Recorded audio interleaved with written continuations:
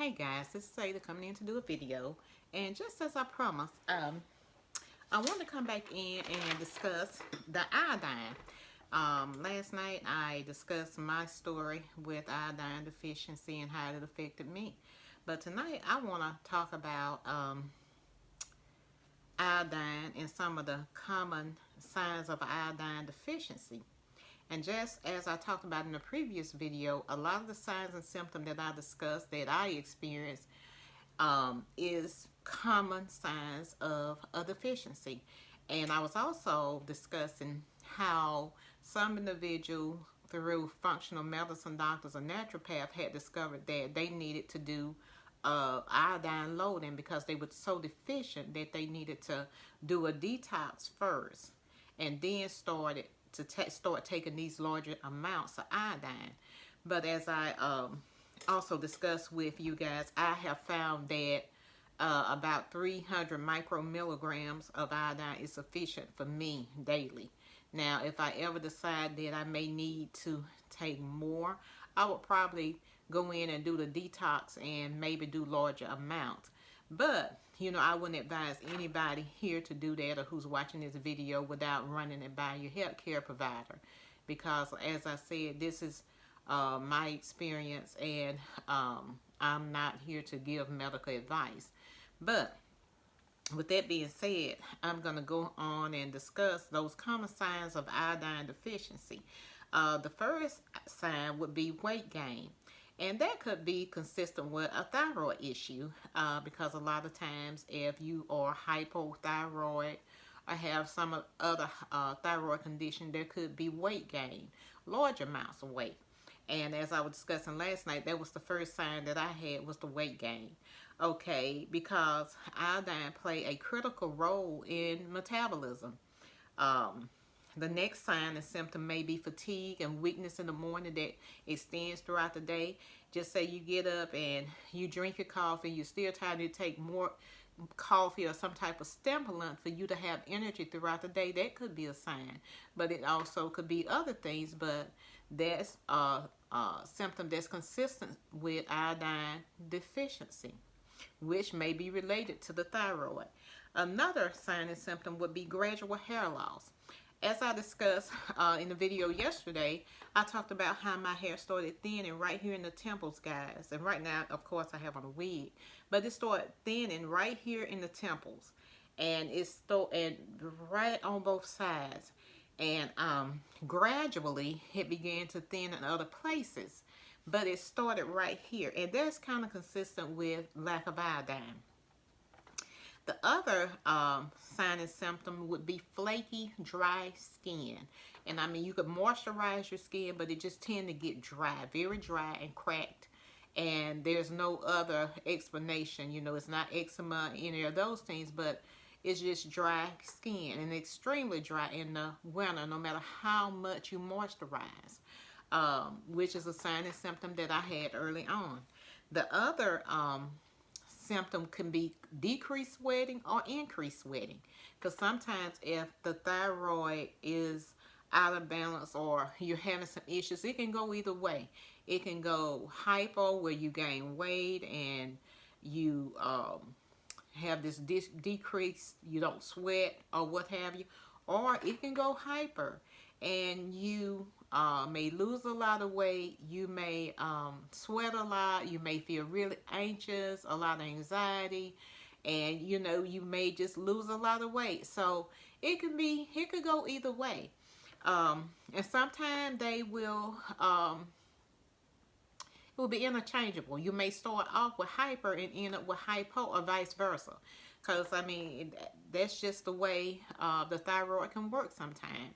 And there are other autoimmune thyroid diseases as well, that I'm not going to, get into tonight. But anyway, guys, heart rate changes. You may have a slower heart rate. That could be a sign and symptom of an iodine deficiency, where the heart rate go really, really slow. Or on the other extreme, it could be really, really fast, which could still be a deficiency.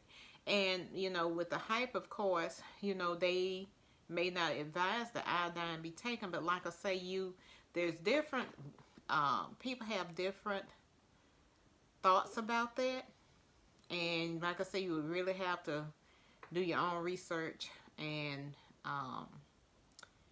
come to a conclusion. Run it by you, as I said before, your naturopath or what have you. Pregnancy. Iodine is critical for the development of the fetus, and people who do not have enough may be at risk for miscarriages or other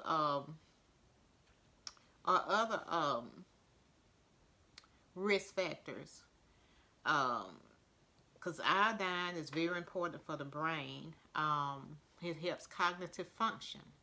And so, with that being said, guys, that is some of the signs and symptoms of iodine deficiency.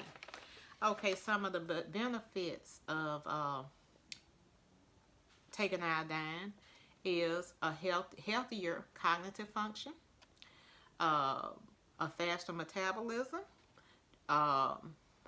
It helps your skin, hair, bone, joints, because the body is dependent on this mineral, and it is involved in many different functions. Okay, if you don't get enough iodine, you may be susceptible to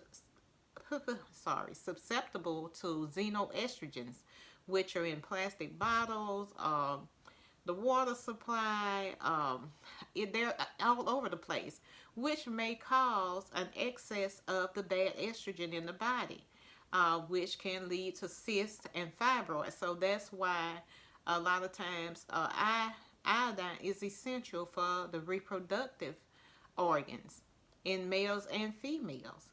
So it's very critical that we make sure that we have this necessary mineral. With that being said, guys, I'm going to go ahead and I'm going to discuss that salt loading protocol that I talked about last night from Dr. Brunstein. And when I was doing a lot of this research, I had a resource to go to look and do my research, and to even be able to discuss it with other people who were going through similar conditions and what they were doing. But one particular thing that people were doing then, who thought they needed a lot more iodine than what I'm discussing. Some of these clients were taking as much as, and they weren't my clients, but they were clients to some of the, naturopaths or what have you. They were taking as much as 50 milligrams per day. And the problem with that was that some of them ran into a lot of detox reactions.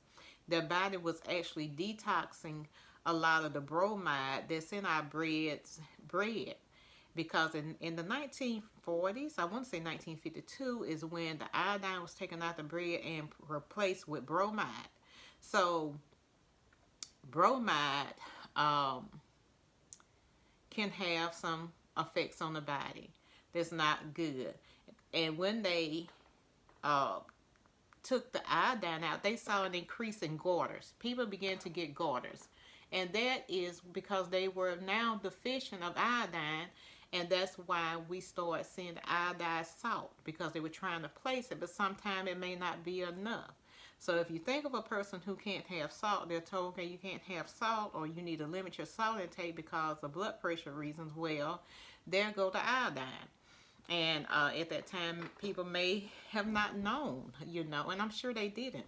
It was only later when, research was being done, and they were trying to figure out a way to help these people, why people were getting so many goiters. But they had taken the iodine out the bread and replaced it with bromide. So during the time of taking this iodine, if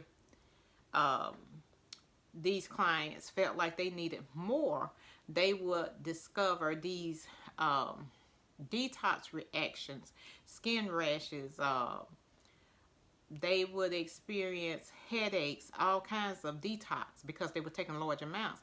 So what they learned is that if they did salt loading, that would decrease the amount of detox symptoms. They may have them, but they would be milder. So what they would do before starting this iodine, these large amounts of iodine, they would do this protocol. And this is from Dr. Bronstein. If you search the internet and type in Dr. Bronstein and iodine, you can read a lot of this information for yourself, or you can do salt loading protocol. But anyway, with that being said, the protocol is 1 teaspoon of Himalayan salt or Celtic salt and 1 gallon of spring water. And you drink this throughout the day. Now, they advise that you get an additional liter of water to help flush all this out. And that is the protocol to start the iodine loading. Now, I'm not sure how many days you would do this. I want to say 1 day before you start the iodine. So when you get the detox, it won't be so hard on the body, and you won't experience as many symptoms as that bromide leave the body, because you're cleansing. And then, you're going to do your maintenance doses of iodine. So this information is strictly for those people who maybe have did their research and they're thinking, okay, I need a lot of iodine for a particular health issue. So because some of these people had health issues that were related to extreme iodine deficiency. Some of them may have been going through, have had large ovarian cysts.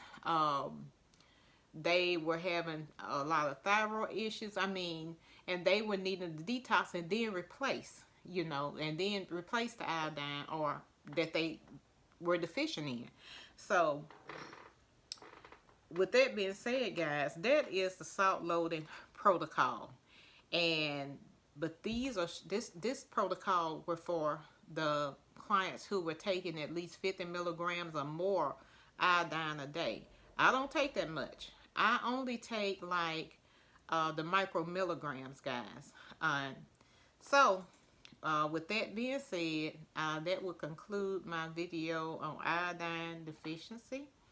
And if this video has been helpful, please like, share, and subscribe. Thank you for watching.